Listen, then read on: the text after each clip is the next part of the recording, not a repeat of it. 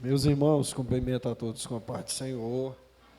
Eu quero glorificar a Deus por mais esta oportunidade que o Senhor nos concede de estarmos aqui juntos para celebrarmos a Deus na beleza de sua santidade.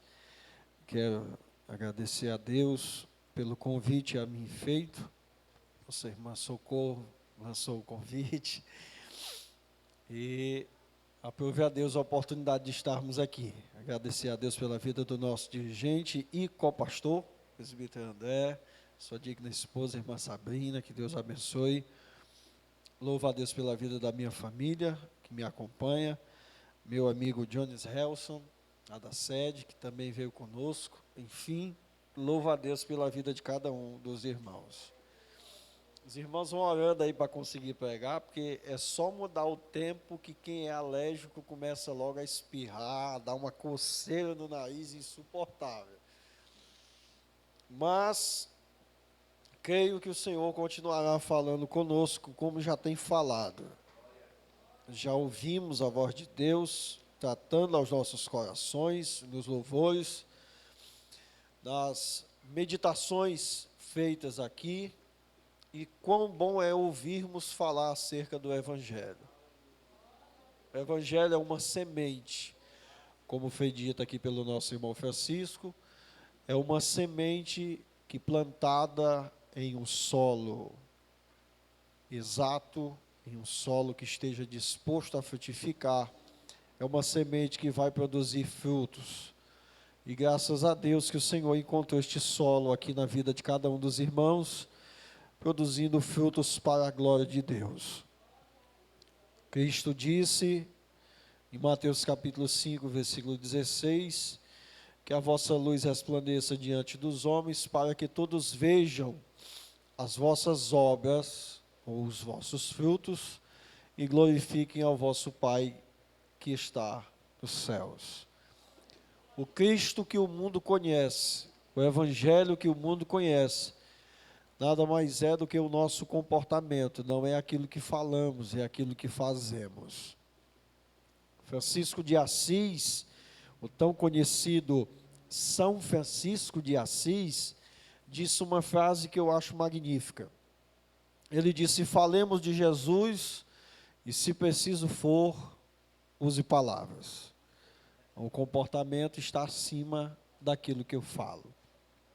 O Evangelho é poder de Deus, como disse a nossa irmã, para transformar a vida do mais vil pecador. Nós tratávamos hoje na escola bíblica dominical ali na sede, eu acredito que a lição ainda vai ser na terça, né? Essa lição de número 3, uma lição riquíssima, tá? Vocês não podem perder, terça-feira a escola bíblica, os ensinos que estão sendo propagados, tentando descredibilizar a palavra de Deus. A palavra de Deus é acima de qualquer outra palavra. A palavra de Deus não perde, não tem prazo de validade. Ela é poderosa para transformar a vida do mais vil pecador. Amém? Abra a sua Bíblia, por favor. Carta do apóstolo Paulo aos Romanos.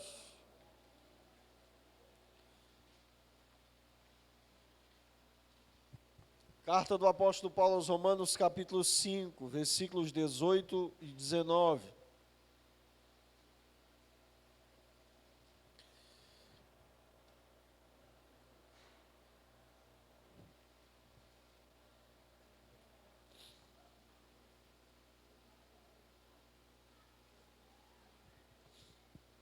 Carta do apóstolo Paulo aos Romanos, capítulo 5, versículos 18 e 19. Os irmãos que encontraram, por favor, digam amém. Pois assim como por uma só ofensa veio o juízo sobre todos os homens para a condenação, assim também por um só ato de justiça veio a graça sobre todos os homens para a justificação de vida. Porque, como pela desobediência de um só homem, muitos foram feitos pecadores, assim, pela obediência de um, muitos serão feitos justos. Eu quero tratar aqui com os irmãos em pouco tempo, em rápidas palavras, com uma mensagem: causa, efeitos e exigências do Calvário. Causa, efeitos e exigências do Calvário. Eu entendo que todas as vezes que falamos em missões, que trabalhamos sobre missões, não há uma mensagem mais adequada, mais apropriada a ser ministrada do que a mensagem da cruz. Evangelho é, como muitas vezes falou nossa irmã que me antecedeu, o Evangelho é a exposição daquilo que Cristo fez na cruz, não apenas por nós, mas em nosso lugar. O Evangelho me apresenta a proposta de Cristo crucificado em mim, Cristo crucificado por mim e eu crucificado com Cristo. Estamos mortos para o mundo, uma vez que decidimos, pela pregação do Evangelho, vivermos uma vida crucificada com Cristo para os nossos próprios desejos e prazeres. A nossa vontade não pode mais ser feita, mas sim a vontade daquele que morreu por nós e ressuscitou ao terceiro dia. É a melhor vontade que precisa ser executada. Tudo na vida tem uma causa, tem seus efeitos e tem suas exigências. Se olharmos para a história da cruz, nós também perceberemos isto na cruz, e não apenas perceberemos que existe causa, efeitos e exigências, mas uma leitura do Evangelho de uma maneira mais meticulosa, mais cuidadosa, poderemos ter a capacidade de identificar qual foi a causa do Calvário, quais são os efeitos do Calvário e quais são as suas exigências. E é sobre isso que eu quero tratar com os irmãos nesta noite. Dito isto, a primeira coisa em destaque que precisa saber é qual foi de fato a causa que levou o Filho de Deus para ser crucificado. A Bíblia vai dizer que a causa do Calvário ou da crucificação nada mais é do que o pecado de toda a raça humana. Paulo diz aqui no texto que lemos que por causa do pecado ou da ofensa de um só homem, muitos se tornaram pecadores, vindo assim o juízo, e juízo para pecado é juízo para a condenação, pois Deus não julga os homens pelas suas práticas de maneira injusta. O Salmo 97, versículo de número 2, diz que a base do trono de Deus é justiça e equidade. Deus não é injusto como os homens o são. Deus é perfeito, é justo, e todas as vezes que Ele sentencia alguma coisa, pode confiar que sua sentença é verdadeira, é exata, porque está pesada na sua balança. O pecado humano fez com que todos os homens viessem a receber a condenação por causa da sua ofensa direta a Deus. O juízo de Deus sobre o pecado nada mais é do que a sua condenação. Mas da mesma forma que através de um homem, na sua ofensa, na sua desobediência, na sua rebeldia a uma ordenança divina, a um princípio divino, também um só ato de justiça aconteceu, para que através desta ação, a graça de Deus se manifestasse também a todos os homens. Para quê? Para que através da graça, todos os homens se tornassem justos diante de Deus. Se o pecado condena para a morte eterna, a crucificação de Cristo me resgata para a vida eterna. Se o pecado me distancia de Deus, a cruz me aproxima de Deus. Livro de Números, capítulo de número 21, uma tipologia de Cristo na história do povo de Israel no deserto. A Bíblia diz que o povo falou e murmurou contra Deus e contra Moisés. Por causa deste pecado, Deus mandou serpentes abrasadoras no meio dos homens.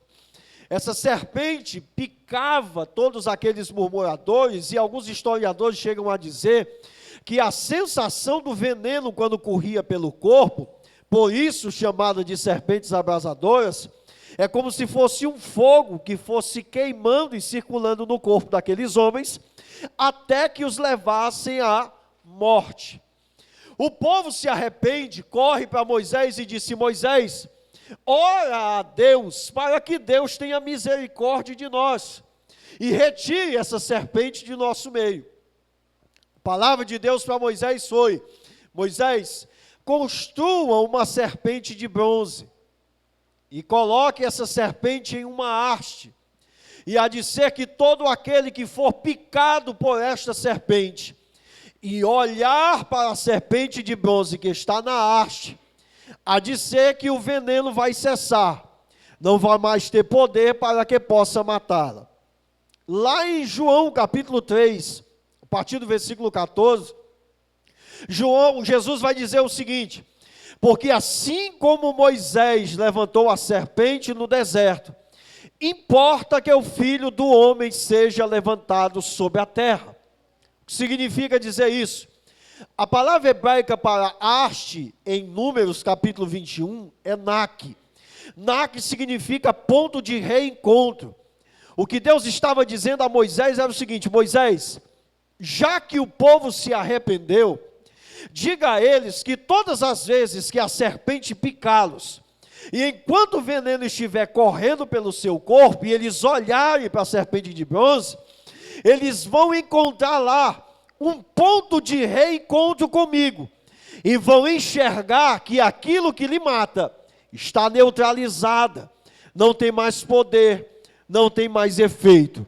O que Jesus estava dizendo, usando como exemplo da serpente de bronze, lá no deserto, em Números 21, é: o pecado que nos está consumindo, está nos matando aos poucos. Quando nos arrependemos e olhamos para a cruz, é lá o ponto de reencontro do homem com Deus, pois na cruz nós vemos que o poder do pecado que nos mata aos poucos não tem mais poder algum sobre nós, porque se o salário do pecado é a morte, o dom gratuito de Deus é a vida eterna em Cristo Jesus, nosso Senhor. Então a causa do Calvário é o pecado da raça humana.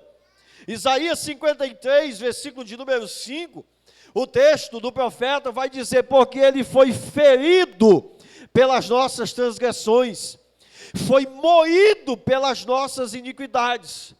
O castigo que nos traz a paz estava sobre ele, e pelas suas pisaduras nós fomos sarados. Por causa do meu pecado, Cristo foi levado ao Calvário. 2 Coríntios capítulo 5, versículo 21, Paulo diz: ora, aquele que não conheceu o pecado, se fez pecado por nós, para que nele fôssemos feitos justiça de Deus. Por causa do meu pecado, Cristo é levado ao Calvário, como sendo alguém culpado por um erro que não havia cometido. Em 1 de Pedro, capítulo de número 2, nós vamos observar a fala do apóstolo Pedro, no capítulo 2 da sua primeira carta. Veja só o que Pedro diz, no versículo de número 24, da sua primeira epístola: levando ele mesmo em seu corpo os nossos pecados sobre o madeiro, para que, mortos para os pecados, pudéssemos viver para a justiça, e pelas suas feridas fostes sarados. É o pecado do homem a causa da crucificação do Filho de Deus. 1 Coríntios capítulo 15, versículo de número 3, o apóstolo Paulo, escrevendo acerca disto, vai dizer: porque primeiramente vos entreguei o que também recebi. E o que foi que Paulo recebeu e entrega em primeira instância? Que Cristo morreu por nossos pecados, segundo as Escrituras. É a palavra que afirma que a causa do Calvário é o meu pecado. Capítulo 4 de Romanos, versículo de número 25, Paulo vai dizer: o qual por nossos pecados foi entregue e ressuscitou para a nossa justificação. Dentre tantos outros textos que existem, destaco apenas estes, para mostrar que a causa do Calvário, a causa da crucificação, a causa da morte do Filho de Deus, não foi outra coisa, a não ser os meus, os seus, os nossos pecados. Todos pecaram, todos carregamos a culpa do ato da crucificação, entendendo, olhando para a cruz, que quando olho para ela, antes de qualquer coisa, vejo a indignidade de meus próprios pecados. E geralmente, e é conveniente isto, dizer que quando olhamos para a cruz, vemos apenas a manifestação do amor de Deus, vemos a sua misericórdia, vemos o seu ato de bondade. Isto é real? É. Mas para que este ato de amor, de misericórdia e de bondade fosse executada, fosse manifesta, primeiro, eu preciso enxergar que lá estão os meus pecados, as minhas falhas. Eu não poderia me livrar disto, não poderia pagar o preço da minha remissão, da minha redenção, não poderia custear alguma coisa que era tão alta, tão cara, que segundo a Bíblia diz que era uma questão de derramamento de sangue, e não era apenas de um sangue qualquer, mas derramamento do sangue de alguém inocente, que nunca houvesse cometido pecado. Apenas um homem na história conseguiu atingir o perfil das exigências do próprio Pai. Moisés, o grande legislador, não conseguiu atender às exigências, pois pecou. Abraão, o pai da fé, também cometeu seus deslizes. Davi, o homem segundo o coração de Deus, também teve suas falhas. Salomão, o homem mais sábio de toda a história, também cometeu suas práticas pecaminosas. Todos os profetas, considerados maiores e menores, por mais usados por Deus, cometeram seus deslizes. Mas teve alguém, nascido de uma virgem, chamado de nome Jesus, que o escritor aos Hebreus disse: ele, assim como nós, em tudo foi tentado, mas nunca cometeu pecado. Ele, que Paulo disse que atendeu a todas as exigências divinas, foi para o Calvário, para que pudesse morrer por nossos pecados e nos salvar e nos perdoar para a glória do seu santo e eterno nome. Portanto, entenda que todas as vezes que falamos de evangelho, falamos de cruz. Todas as vezes que mencionamos a cruz, mencionamos o Filho de Deus. E todas as vezes que esta mensagem está inserida, os nossos pecados estão patentes diante dos nossos olhos. Se não conseguiu enxergar o seu estado de miséria enquanto pecador, eu tenho um lugar para te apontar para que você consiga se enxergar. E o lugar é o Calvário, a crucificação, a mensagem da cruz. Paulo disse que a mensagem da cruz é loucura para os que perecem, mas para nós que somos salvos, é o poder de Deus. Por que Paulo chega a dizer que a mensagem da cruz é loucura? Afinal de contas, Paulo está escrevendo para dentro de uma igreja que tem em sua cultura a filosofia, os homens mais inteligentes e que se destacavam. Portanto, falar sobre crucificação em seus dias, dentro desse contexto, de um homem que havia vindo para tentar revolucionar a história, e morrer de crucificação, ser crucificado, seria mesmo que atestar a sua própria insanidade, atestar a sua loucura, atestar a sua insanidade. Repito, porque a cruz para aquele contexto significava vergonha. Só eram crucificados criminosos, só eram crucificados pessoas que viviam na marginalidade, na sarjenta, que cometiam os crimes hediondos daquela época. Mas o meu Cristo, o seu Cristo, estava lá não porque havia cometido crime, mas porque Ele decidiu assumir o nosso lugar. O escritor aos Hebreus disse que Ele se tornou fiador de uma nova e eterna aliança. E o que é ser fiador? Fiador é assinar a responsabilidade de pagamento de dívida, caso aquele que adquiriu a dívida não consiga quitá-la. Se o presbítero André hoje assinasse uma promissória dizendo que assumiria a dívida no meu lugar, caso eu não conseguisse pagar, chegasse na data, no dia do vencimento, e eu não tivesse como pagar, o presbítero André, que é meu fiador, ia ter que pagar o preço. O que o escritor aos Hebreus está dizendo é: ele assumiu o papel de fiador, porque sabia que não poderíamos pagar, e quando chegou o dia da cobrança, Ele subiu o Calvário, pagou a dívida necessária, derramou sua última gota de sangue para dizer: está consumado, estão perdoados os pecados, a dívida foi paga. A causa do Calvário é o meu e é o seu pecado. Mas toda causa tem seus efeitos. Se a causa do Calvário é o meu pecado, os efeitos também são diversos. Quais são os efeitos do Calvário? Primeiro efeito do Calvário é o perdão dos nossos pecados. Quantos aqui foram perdoados? Diga amém. A melhor sensação que existe no mundo. Se tiver uma sensação melhor, eu desconheço, me apresente, por favor.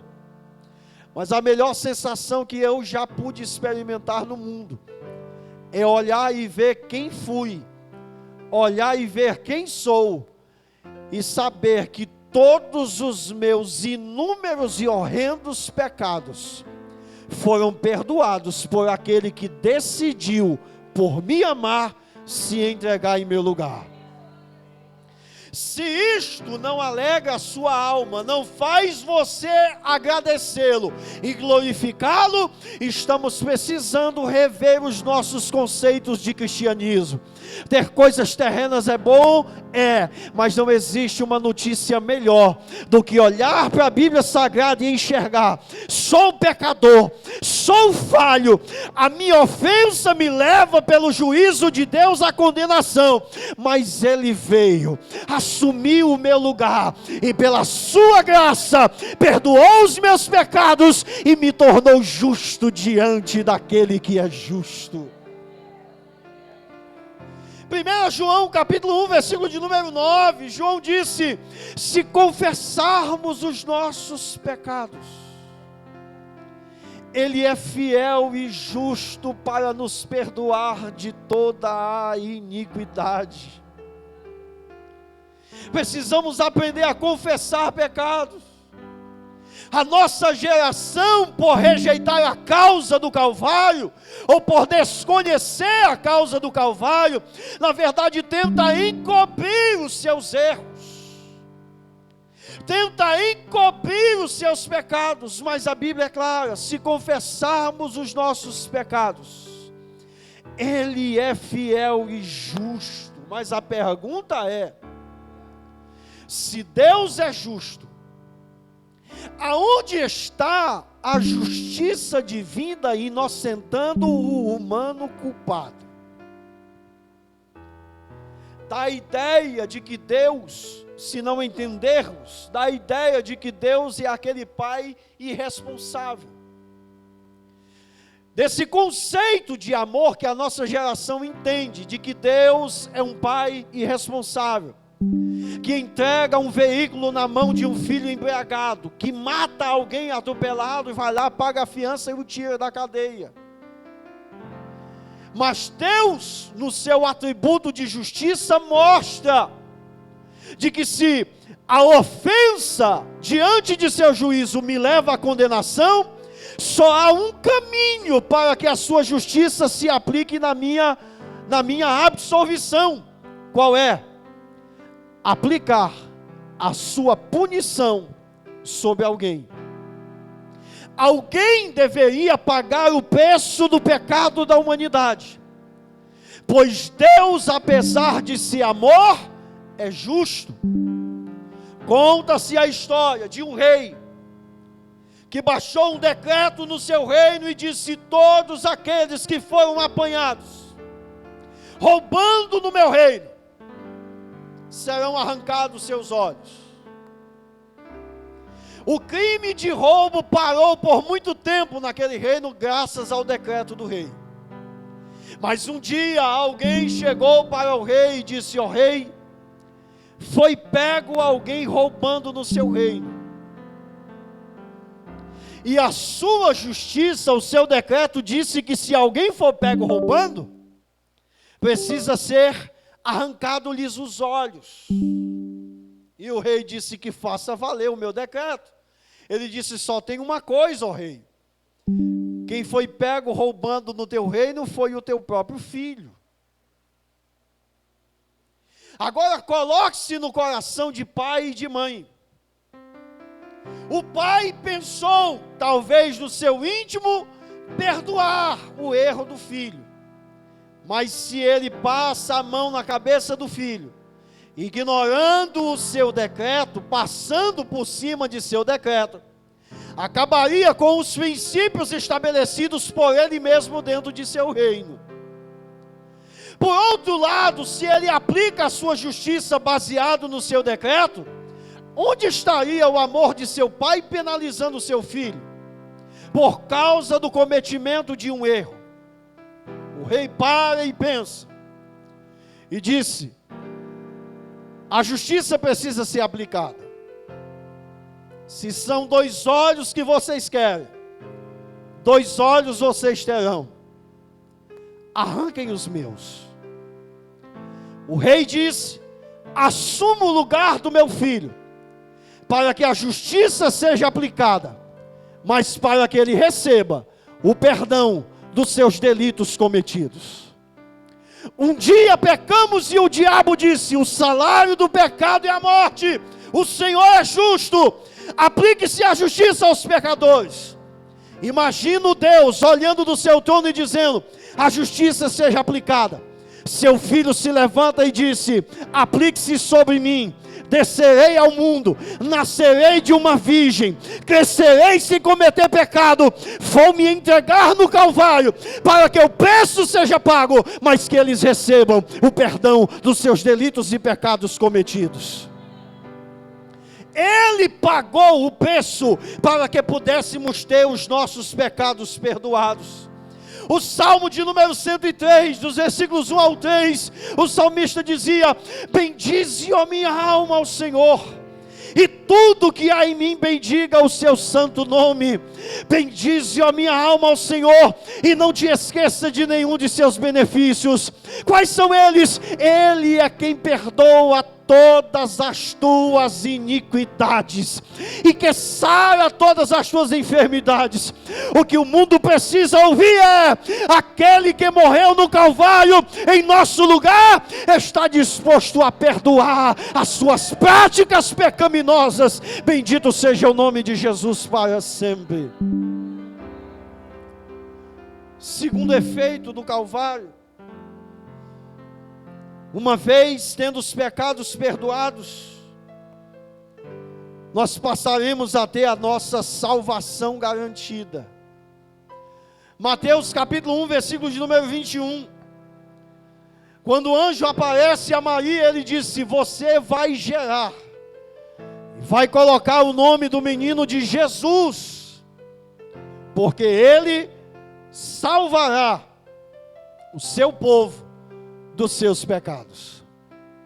Em Atos dos Apóstolos capítulo 4, quando o apóstolo Pedro está pregando uma mensagem depois do dia de Pentecostes, uma mensagem cristocêntrica, quando chega na altura do versículo 12, ele vai dizer: porque em cima nos céus e embaixo na terra, nenhum outro nome há dado pelo qual possamos ser salvos, a não ser o nome de Jesus, o Filho de Deus.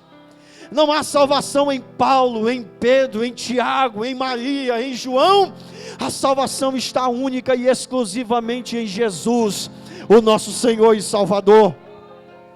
Em João 3, 16 e 17, ele disse: porque Deus amou o mundo de tal maneira que deu o seu Filho unigênito, para que todo aquele que nele crê não pereça, mas tenha a vida eterna. Porque Deus não enviou o seu Filho ao mundo para condenar o mundo, mas para que o mundo fosse salvo por ele. Billy Graham chegou a dizer que o Evangelho não é acerca de um helicóptero jogando uma boia no mar para resgatar alguém que está se afogando, mas é sobre um mergulhador que desce às profundezas do oceano para resgatar aqueles que já haviam se afogado. Estávamos mortos dos nossos delitos e pecados, mas Ele nos salvou, perdoando os nossos pecados, para louvor e para a glória do seu nome. Terceiro efeito do Calvário: perdão de pecados. Pecados perdoados uma vez, agora salvo. E uma vez salvo, não pense que vou dizer salvo para sempre.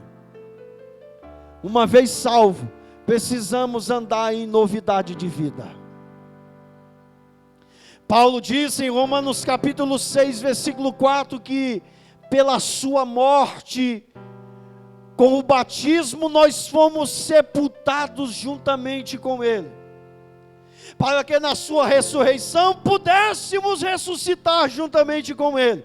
Com qual finalidade? Paulo conclui versículo 4 dizendo: para que andemos em novidade de vida. Não há possibilidade de uma vez ser salvo, com os pecados perdoados, andarmos na velha prática pecaminosa de antes. Não há comunhão entre luz e trevas. De uma mesma fonte não jorra água doce e água salgada. Não há possibilidade de vivermos em julgo desigual, pé lá fora, pé aqui dentro. Ser profano e santo ao mesmo tempo. Precisamos entender o que Paulo disse em 2 Coríntios 5,17. E assim, que se alguém está em Cristo, nova criatura é. As coisas velhas se passaram, tudo se fez novo. Efésios 4, 22, a seguir Paulo disse, acerca do trato passado: quero que vos despojais da velha criatura e vos revistais de uma nova criatura em Deus. Aquele que mentia, não minta mais, antes fale a verdade uns para com os outros, porque somos membros uns dos outros. Aquele que furtava, não furte mais, antes trabalhe, para que tendo, possa ajudar aqueles que não têm. Não deis lugar ao diabo, não se ponha o sol sobre a vossa ira. Precisamos abandonar as velhas práticas e vivermos em novidade de vida. Afinal de contas, fomos salvos e perdoados. Mas quais são as exigências? A causa do Calvário foi o nosso pecado. Os efeitos, dentre tantos, perdão de pecados, salvação e termos o direito a viver em novidade de vida. Agora, quais são as exigências, e eu corro para a gente caminhar para a conclusão. Estamos aqui, salvos, bonitinhos, pecados perdoados, vida nova. Mas não podemos andar de qualquer maneira. As exigências do Calvário são 3. Primeiro, arrependimento. Se não houver arrependimento, não tem valorização do sacrifício. Pois eu não posso entender de que Cristo morreu lá pela minha prática pecaminosa e ainda assim continuar pecando. O escritor aos Hebreus chega a dizer que se eu passo a pecar de maneira consciente, estou crucificando a Cristo novamente. Faço uma pergunta para a sua introspecção, para a sua reflexão. Suas práticas têm demonstrado de que você de fato é um salvo, perdoado e vive em novidade de vida? Ou suas práticas têm demonstrado ao mundo de que você de fato está crucificando a Cristo novamente? O arrependimento é necessário, o arrependimento é a mensagem do Evangelho. João Batista prega sobre arrependimento em Mateus 3, versículo 2.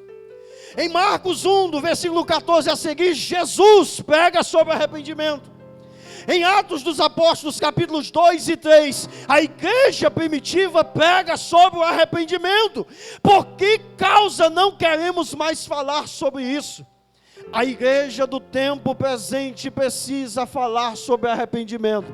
E arrepender-se é mudança de entendimento, de pensamento, de concepção. Mude a maneira de pensar, de sentir e de agir. Ser cristão é viver como Cristo viveu, é sentir como Cristo sentiu, é pensar como Cristo pensou, é andar como Cristo andou. Pedro disse que ele deixou as suas pisaduras para que pudéssemos segui-las. Mas não é apenas arrepender-se, o arrependimento, a exigência do Calvário também é crer. Crer em quê? Em Jesus como sendo o único Salvador de todos os homens. Paulo diz em Romanos capítulo 10, versículos 8 e 9, ele vai dizer o seguinte: mas que diz, a palavra está junto de ti, na tua boca e no teu coração. Esta é a palavra da fé que pregamos, a saber, se com a tua boca confessares ao Senhor Jesus, e em teu coração creres que Deus o ressuscitou dentre os mortos, serás salvo. Preciso me arrepender, preciso crer, mas também preciso, terceiro e último lugar, confessar. Minhas práticas confessam diante dos homens a quem sirvo, de quem sou servo. Em Mateus 10, versículos 32 e 33, Jesus disse: aquele que me confessar diante dos homens, eu o confessarei diante de meu Pai que está nos céus. Aquele que me negar diante dos homens, eu também o negarei diante de meu Pai que está nos céus. Então as exigências são arrependimento, crença e confissão. Arrepender-se dos seus erros é ter o reconhecimento de que somos salvos, e uma vez reconhecidos que somos salvos, temos a consciência de que foi preciso Ele morrer por nossos pecados na cruz do Calvário. Concluo esta rápida reflexão dizendo: a cruz foi o palco da dor, vergonha, sofrimento e desprezo de Cristo. Todavia, é de lá a fonte que emana a mensagem de amor, restauração, misericórdia e que nos orienta sobre o nosso destino eterno. Saia daqui na consciência de que Cristo morreu em seu lugar, morreu por você para perdoar seus pecados, para te salvar, para te dar novidade de vida, para que você possa ser capaz de se arrepender todos os dias, crer no seu nome e confessá-lo todos os dias, de que Jesus é o Senhor e Salvador desta igreja. Deus abençoe em nome de Jesus.